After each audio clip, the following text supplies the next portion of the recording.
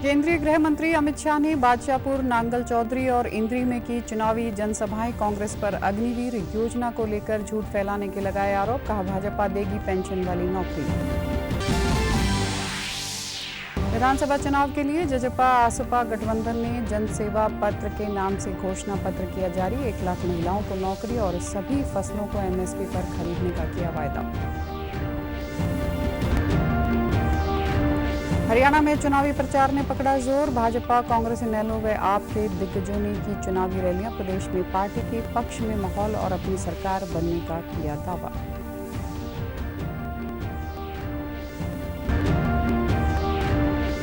और प्रधानमंत्री नरेंद्र मोदी ने मन की बात के जरिए देशवासियों के साथ विचार साझा किए। कहा, मेक इन इंडिया से भारत बना मैन्युफैक्चरिंग का पावर हाउस। युवाओं से क्रिएट इन इंडिया चैलेंज में भाग लेने की अपील।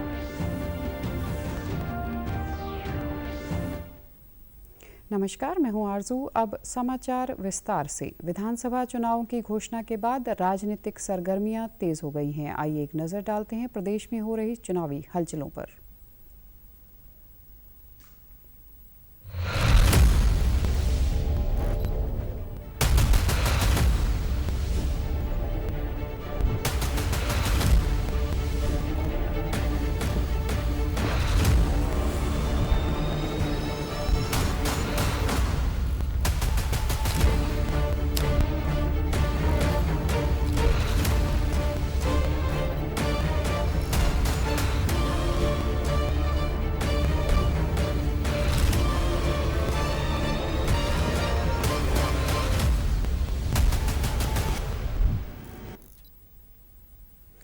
केंद्रीय गृह मंत्री अमित शाह ने आज गुरुग्राम के बादशाहपुर में एक चुनावी जनसभा में कांग्रेस नेता राहुल गांधी को झूठ बोलने की मशीन बताते हुए कहा कि वे अग्निवीर योजना को लेकर झूठ फैला रहे हैं।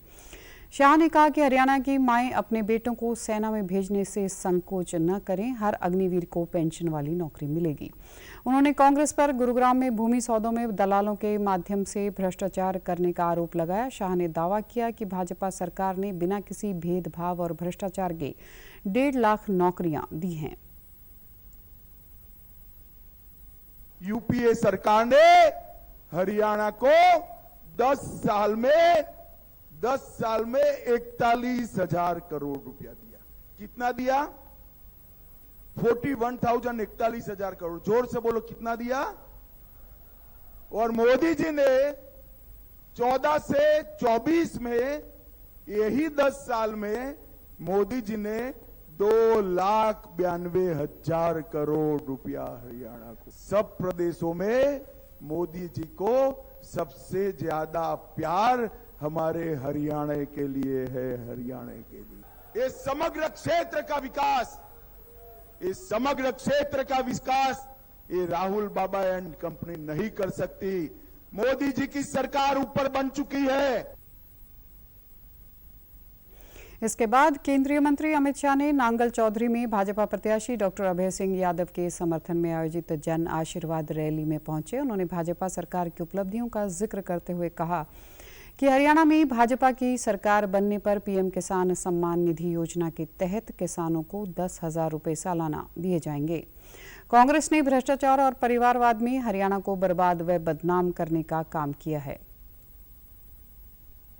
पीएम सूर्यघर योजना से 5 लाख घरों में मुफ्त बिजली पहुंचाएंगे। इसके साथ साथ हमने कई सारे नए वादे किए। विकास के मामले में कांग्रेस का नाम शून्य है। हमने 93,000 किसानों को मेरा ब्यौरा मेरी योजना में हमने ले लिया और हर किसान को मोदी जी 6,000 रुपया भेजते हैं। कमल फूल की सरकार बना दो, अब 6,000 की जगह 10,000 रुपया भेजने का काम भाजपा करेगी। भाजपा के राष्ट्रीय अध्यक्ष जेपी नड्डा ने आज रोहतक के कलानौर हलके में आयोजित चुनावी जनसभा में कांग्रेस पर जमकर निशाना साधा। उन्होंने कहा कि कांग्रेस जो कवायद यहां कर रही है उसके लिए सरकार मतलब एटीएम है। हरियाणा से पैसा निकालो और दिल्ली के शाही परिवार तक पहुंचाओ। उन्होंने कहा कि कांग्रेस राज में जमीन से आकाश तक घोटाले ही घोटाले हुए, जबकि भाजपा सरकार विकास के नए रिकॉर्ड बना रही है। उन्होंने आरक्षण को लेकर कांग्रेस के बयान पर कहा कि आरक्षण न तो खत्म हुआ है और न ही कोई खत्म कर सकता है।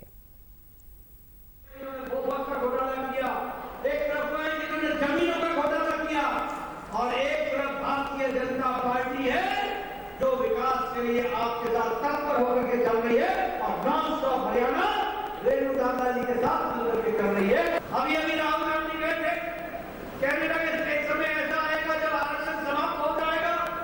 मैं राहुल गांधी जी को बता देना चाहता हूं कि आरक्षण था है और सदा रहेगा, कोई उस पर हाथ नहीं लगा सकता। ये हमको ध्यान रखना। जब चुनाव आते हैं तो आरक्षण पर भाषण देते हैं, संविधान की पुस्तक लेके फिरते हैं, और जब अमेरिका जाते हैं, विदेश में जाते हैं, तो कहते हैं कि समय आएगा जब आरक्षण समाप्त हो जाएगा। बोलो ऐसे लोगों को आने देना है क्या? बोलो ऐसे लोगों को आने देना है क्या? कांग्रेस के वरिष्ठ नेता भूपेंद्र सिंह हुड्डा ने आज भिवानी के कोंगड़ में चुनावी जनसभा में शिरकत की। उन्होंने जनता को संबोधित करते हुए कहा कि कांग्रेस पार्टी की लहर चल रही है। भाजपा पर निशाना साधते हुए उन्होंने कहा कि आज प्रदेश के किसान, मजदूर, व्यापारी और गरीब बीजेपी से परेशान हैं। आज प्रदेश के विकास की गति रुक गई है। हरियाणा में लहर चल रही है कांग्रेस की, और हर जगह से एक ही आवाज आ रही है, कांग्रेस आ रही है, भाजपा जा रही है। हरियाणा की 36 बिरादरी ने फैसला कर दिया, अब की बार हरियाणा में कांग्रेस की सरकार। आज हरियाणा नंबर 1 किस चीज में भाई? 10 साल में 14 से 24 के बीच में बेरोजगारी में, महंगाई में, अपराध बहुत तेजी से बढ़ रहा है, क्योंकि ये खुद मानते हैं केंद्र का जो गृह मंत्रालय है कि हरियाणा सोशल प्रोग्रेसिव इंडेक्स होता है, एक जो मापदंड होता है किस प्रदेश की क्या स्थिति है। हरियाणा असुरक्षित प्रदेश, इसका मतलब हमारी बहन बेटियों की इज्जत सुरक्षित नहीं है। यहाँ कोई अपने आप में सुरक्षित ही नहीं। हरियाणा विधानसभा चुनाव के मद्देनजर जजपा और आजाद समाज पार्टी के गठबंधन ने सिरसा से आज जनसेवा पत्र के नाम से अपना घोषणा पत्र जारी किया। जजपा नेता दुष्यंत चौटाला और एएसपी प्रमुख चंद्रशेखर आजाद ने कहा कि उनका घोषणा पत्र सभी वर्ग के हित में है। दुष्यंत ने कहा कि हरियाणा में हमारी सरकार हर फसल को एमएसपी पर खरीदेगी। फसल खराब होने पर 25,000 रुपये प्रति एकड़ मुआवजा, जन नायक फसल सुरक्षा योजना और युवाओं को 11,000 रुपये मासिक बेरोजगारी भत्ता, 1 लाख महिलाओं को सरकारी नौकरी, हर गांव में डिजिटल लाइब्रेरी, गर्भवतियों के लिए प्यारी बेबे योजना और बुढ़ापा पेंशन 5100 रुपये की जाएगी। साथ ही खिलाड़ियों को 1,000 रुपये दैनिक डाइट भत्ता व 5,000 रुपये खेल वजीफा, यूपीएससी परीक्षा की तैयारी के लिए अभ्यर्थियों को 1 लाख रुपए की आर्थिक मदद के अलावा आशा और आंगनवाड़ी वर्कर्स को 21,000 प्रति माह मानदेय दिया जाएगा।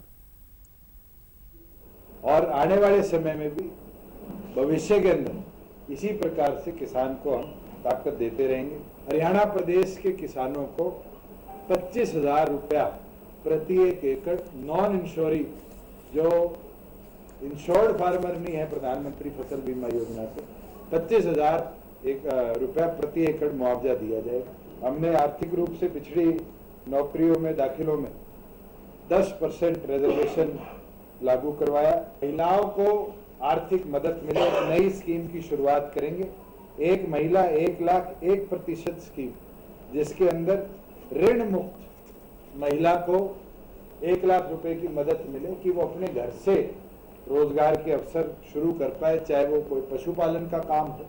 कि बेरोजगारी भत्ता प्रदेश के अंदर 11,000 रुपए प्रति माह हर बेरोजगार को देने का काम हमारा गठबंधन करेगा। वहीं चंद्रशेखर आजाद ने कहा कि चर्चा करके हमने यह मैनिफेस्टो बनाया है। सभी निजी स्कूलों में फीस की सीमा तय की जाएगी। ट्रैक्टर की तर्ज पर 2 व्हीलर की खरीद पर भी टैक्स फ्री किया जाएगा। प्रत्येक जिले में औद्योगिक क्षेत्र स्थापित किए जाएंगे ताकि युवाओं को इसका लाभ मिल सके।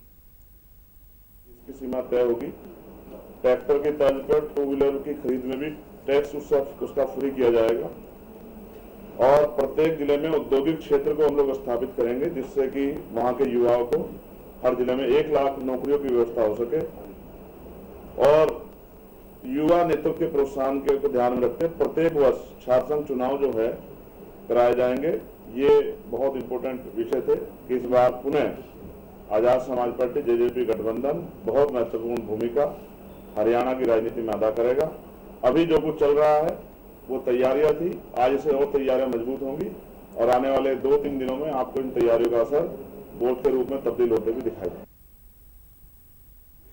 कार्यवाहक मुख्यमंत्री नायब सिंह सैनी ने आज महम विधानसभा से भाजपा प्रत्याशी दीपक हुड्डा के समर्थन में आयोजित जन आशीर्वाद रैली को संबोधित किया। नायब सिंह ने कहा कि जैसे जैसे चुनाव नजदीक आ रहा है, प्रदेश की जनता भाजपा सरकार बनाने के लिए आतुर है और कांग्रेस पस्त होती जा रही है। हरियाणा कांग्रेस का हाल मध्य प्रदेश और राजस्थान जैसा होने जा रहा है। कांग्रेस के वरिष्ठ नेता हरियाणा में प्रचार करने के लिए तैयार नहीं हैं। कांग्रेस के घोषणा पत्र पर कटाक्ष करते हुए उन्होंने कहा कि अब राहुल गांधी हरियाणा में भ्रमण करने के लिए आ रहे हैं तो हरियाणा की जनता को उनको बताना चाहिए कांग्रेस शासित राज्यों में उन्होंने अपने वायदे पूरे क्यों नहीं किए। पहली बार देखा कि अगर कोई राजनीतिक दल अपना मैनिफेस्टो घोषणा पत्र एक बार जारी करता है, कांग्रेस ने तो कमाल कर दिया। एक बार दिल्ली में जारी कराया, फूस हो गया, फिर चंडीगढ़ लेकर कल जारी कराया। यह भी इतिहास में पहली बार है कि अगर कोई दल दो बार अपना मैनिफेस्टो जारी करती हो। भाइयों, एक बार में तो कुछ हुआ नहीं, दूसरे में कौन सा काम होगा। यह कांग्रेस आज कन्फ्यूजन में है। ये स्थिति उस स्थिति में है, उसे समझ नहीं आ रहा क्या करे क्या ना करे। कालका से कांग्रेस प्रत्याशी प्रदीप चौधरी के पक्ष में रायपुर रानी में आयोजित कार्यकर्ता सम्मेलन कांग्रेस सांसद कुमारी शैलजा ने शिरकत की। सम्मेलन को संबोधित करते हुए उन्होंने कहा कि अब बदलाव का समय आ गया है और हाथ यह बदलाव लाएगा। कांग्रेस नेता राहुल गांधी व प्रियंका गांधी दोनों हरियाणा में भाईचारे और बदलाव का संदेश देने आ रहे हैं। बीजेपी पर निशाना साधते हुए उन्होंने बेरोजगारी में डबल इंजन की सरकार ने कोई कमी नहीं छोड़ी। इनका रुझान कभी भी विकास की ओर नहीं रहा। कांग्रेस के घोषणा पत्र जिक्र करते हुए उन्होंने कहा कि कांग्रेस की सरकार बनने पर हर वर्ग के लिए काम किए जाएंगे। जिस तत्परता से जैसे राहुल गांधी जी के साथ किया था, राहुल गांधी जी का घर छीना, सब कुछ किया। हमने देखा भाजपा कैसे काम करती है, कांग्रेस के लोगों के खिलाफ इन्होंने कैसे किया, प्रदीप जी के साथ किया, लेकिन इन्होंने लड़ाई लड़ी पूरे हरियाणा में। हमने की तो क्या बात करें, बल्कि जो था हमारा वो भी छीन लिया, HMT छीन लिया। कुछ करने को दिखाने को तो है नहीं, वही चीजें गिना रहे हैं। ना काम किया है, ना लोगों के साथ जुड़ाव रहा है इनका। तो अब जनता इसी इंतजार में थी 10 साल बाद कि हम इनको बाहर करें और अब सरकार हमारी बनेगी। हमारे विधायक बनेंगे प्रदीप जी। इस अवसर पर कांग्रेस प्रत्याशी प्रदीप चौधरी ने कहा कि 5 अक्टूबर को हाथ का बटन दबाकर कांग्रेस को विजयी बनाना है और कालका को नंबर 1 हल्का बनाने में सहयोग देना है। हमने कहा कि नशा पर कारोबारियों पर सख्त कानून बनाए गए, क्योंकि आज पकड़े जाते हैं कल को जमानत हो जाती है। इसलिए तानाशाही सरकार ने जहां हर वर्ग का अपमान किया, किसानों पर काले कानून थोपने का काम किया, किसान आंदोलन हुए, मुकदमे दर्ज हुए, किसान जेलों में गए, 750 किसान शहीद हुए।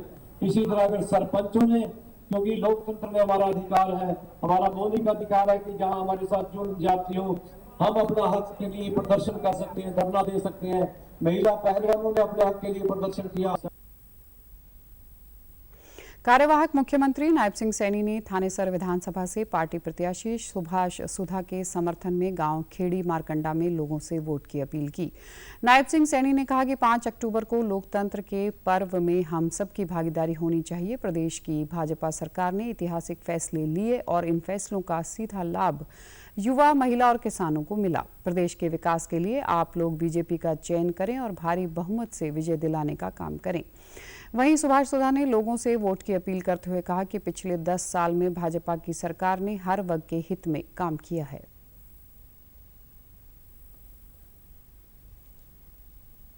चुनाव चल रहा है। 5 अक्टूबर को हमने इस लोकतंत्र के पर्व में अपनी हिस्सेदारी इसमें करनी है। भाइयों, हरियाणा के अंदर भी ऐतिहासिक फैसले हमारी सरकार ने लिए हैं, जिसका लाभ डायरेक्ट गरीब तक पहुंचा है, जिसका लाभ डायरेक्ट किसान तक पहुंचा है, जिसका लाभ डायरेक्ट महिला तक पहुंच रहा है। प्रदेश के मुख्यमंत्री नायब सैनी जी के नेतृत्व में किस तरह से 10 वर्ष हरियाणा सरकार ने काम किए। सबसे बड़ी बात मैं कहता हूं, हरियाणा सरकार ने सबसे बड़ा काम किया, नौकरियां मेरिट देने में काम किया, सबसे बड़ा काम किया। वहीं कार्यवाहक मुख्यमंत्री नायब सिंह सैनी ने कल नारनौल विधानसभा से भाजपा प्रत्याशी ओपी यादव के समर्थन में आयोजित जन आशीर्वाद रैली को संबोधित किया। उन्होंने भाजपा की सरकार बनने का दावा करते हुए कहा कि कांग्रेस जुमलेबाजों की पार्टी है, तो जनता से वायदे तो करती है पर उन्हें कभी पूरे नहीं करती। हरियाणा का कोई व्यक्ति विश्वास नहीं कर रहा, क्योंकि इनकी गारंटी एक ही गारंटी है, वो गारंटी है झूठ की, वो गारंटी है लूट की, और वो गारंटी है झांसे की।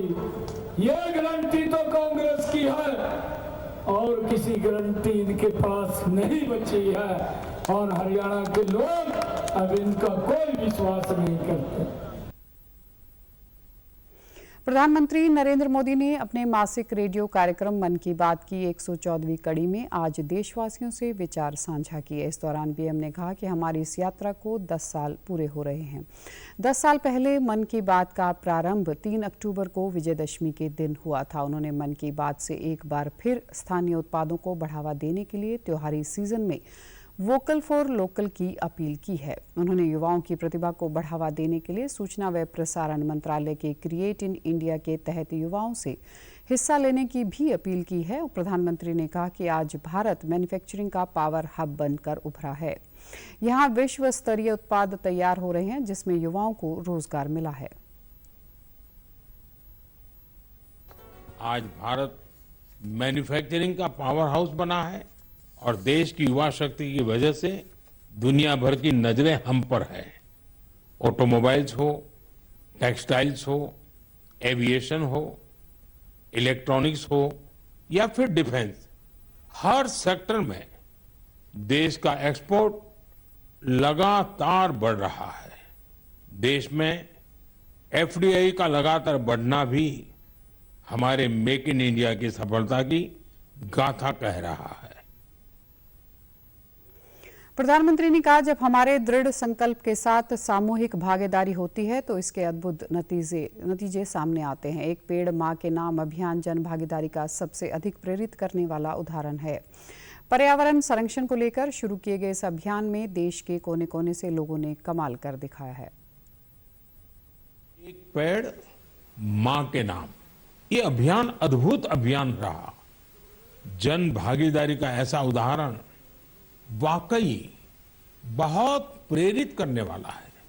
पर्यावरण संरक्षण को लेकर शुरू किए गए इस अभियान में देश के कोने कोने में लोगों ने कमाल कर दिखाया है।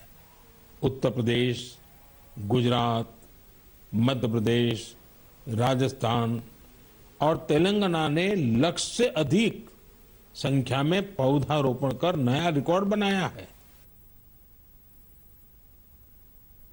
प्रधानमंत्री नरेंद्र मोदी के मन की बात कार्यक्रम को सुनने के लिए आज रोहतक में पार्टी के प्रदेश मीडिया सेंटर पर विशेष कार्यक्रम आयोजित किया गया। इसमें उत्तर प्रदेश के उप मुख्यमंत्री ब्रजेश पाठक व हरियाणा भाजपा प्रभारी सतीश पूनिया ने समर्थकों के साथ मन की बात कार्यक्रम को सुना। ब्रजेश पाठक ने कहा कि प्रधानमंत्री ने त्योहारों के इस सीजन में लोकल फॉर वोकल का आह्वान किया है, ताकि इससे स्थानीय उत्पादों को बढ़ावा मिले। वहीं हरियाणा भाजपा प्रभारी सतीश पूनिया ने कहा कि प्रधानमंत्री नरेंद्र मोदी की सोच जोड़ने की है। देश को सड़कों से जोड़ा, नदियों से जोड़ा और अब भावनात्मक रूप से जोड़ने का काम कर रहे हैं। उन्होंने कहा कि फिर से भाजपा सरकार बनाने जा रही है। आज प्रधानमंत्री जी ने फिर दोहराया, त्योहारों के इस सीजन में वोकल फॉर लोकल को हम प्रमोट करें त्योहारों के सीजन में जो भी खरीदारी करें वो अपने स्वदेशी उत्पाद हो, जिनमें अपने हिंदुस्तान के लोगों ने पसीना बहाया है, उसको हम आगे बढ़ाने का काम करें। मैं आदरणीय प्रधानमंत्री नरेंद्र मोदी जी का ऐसे अवसर पर बहुत बहुत आभार प्रकट करता हूं। कि प्रधानमंत्री जी की नीयत जोड़ने की है। उससे पहले ये परंपरा अटल बिहारी वाजपेयी जी ने शुरू की, देश को सड़कों से जोड़ा, देश को नदियों से जोड़ा, अनेक उपक्रम किए। भावनात्मक रूप से जोड़ने का काम नरेंद्र मोदी जी ने किया। कश्मीर से कन्याकुमारी और कच्छ से कामरूप तक भारत की जो संस्कृति है, जिसमें विविधता में एकता साफ तौर पर दिखती है, किस तरीके से जो छोटे लघु उद्योग है उनको प्रमोट करें, संस्कृति का रक्षण कैसे करें, प्रकृति का संरक्षण कैसे करें, ये सारी बातें समाहित होती हैं। आम आदमी पार्टी के संयोजक अरविंद केजरीवाल ने आज रेवाड़ी में आयोजित चुनाव रैली को संबोधित किया। इस दौरान आप के प्रदेशाध्यक्ष डॉक्टर सुशील गुप्ता भी मौजूद रहे। अरविंद केजरीवाल ने लोगों को संबोधित करते हुए कहा कि दिल्ली व पंजाब की जनता को निःशुल्क बिजली दी जा रही है। उन्होंने कहा कि आप पार्टी ने शिक्षा व स्वास्थ्य के क्षेत्र में अभूतपूर्व सुधार किया है। हमारी सरकार बनने पर हरियाणा में भी फ्री बिजली मुहैया करवाई जाएगी। आप पार्टी आमजन की सेवा के लिए काम करती है, जबकि अन्य पार्टियां अपने बच्चों के लिए काम करती हैं। इनका मकसद था केजरीवाल की हिम्मत तोड़ दो, केजरीवाल का हौसला तोड़ दो, पर इनको पता नहीं है मैं हरियाणा का हूं। हर जगह जहां जहां इनकी सरकार है बिजली इतनी महंगी है, इतनी महंगी है। दिल्ली में बिजली फ्री, पंजाब में बिजली फ्री, हमारी दो ही जगह सरकार है। मैं आपसे पूछना चाहता हूं, बिजली फ्री करने वाला चोर है कि बिजली महंगी करने वाला चोर है? आपके बच्चों को अच्छी पढ़ाई का इंतजाम कर दूंगा, शानदार स्कूल बना दूंगा, अच्छी पढ़ाई का इंतजाम कर दूंगा, और बड़े होंगे उनके लिए रोजगार का इंतजाम कर दूंगा आपके बच्चों के लिए। और ये करके आ रहा हूं मैं। दिल्ली में 12 लाख बच्चों के लिए रोजगार का इंतजाम किया, 12 लाख बच्चों के लिए। पंजाब में 46,000 बच्चों को अभी सरकारी नौकरी दी, बिना रिश्वत के, बिना सिफारिश के। कांग्रेस सांसद दीपेंद्र सिंह हुड्डा ने घरौंडा विधानसभा से पार्टी प्रत्याशी वीरेंद्र सिंह राठौर के समर्थन में गांव गगसीना में एक चुनावी जनसभा को संबोधित किया। दीपेंद्र हुड्डा ने कहा कि 5 अक्टूबर को बीजेपी की विदाई का समय आ गया है। भाजपा ने अपने कार्यकाल में हरियाणा को विकास की पटरी से उतारने का काम किया है। भाजपा ने हरियाणा को बेरोजगारी, भ्रष्टाचार, नशे और अपराध में नंबर 1 बना दिया है। उन्होंने कहा कि प्रदेश के युवा रोजगार न मिलने के कारण निराशा में विदेशों में पलायन को मजबूर हैं। आज भाजपा सरकार ने प्रदेश के हर वर्ग को ऑनलाइन पोर्टलों में उलझा दिया है। अपने अधिकारों के लिए लड़ने वाले अधिकारियों पर लाठियां बरसाई गई। हरियाणा में महंगाई पूरे चरम पर है। 1.5 लाख कौशल निगम में बिना रिजर्वेशन, बिना पेंशन, बिना मेरिट के कौशल निगम से सरकार खुद ठेकेदार बन गई। 1.5 लाख बच्चों को इतना शोषण हो रहा है। आप जो कौशल निगम में लगे हैं, आप उनसे पूछना। बाबा साहब भीमराव अंबेडकर जी के संविधान की हत्यारी ये सरकार साबित हुई।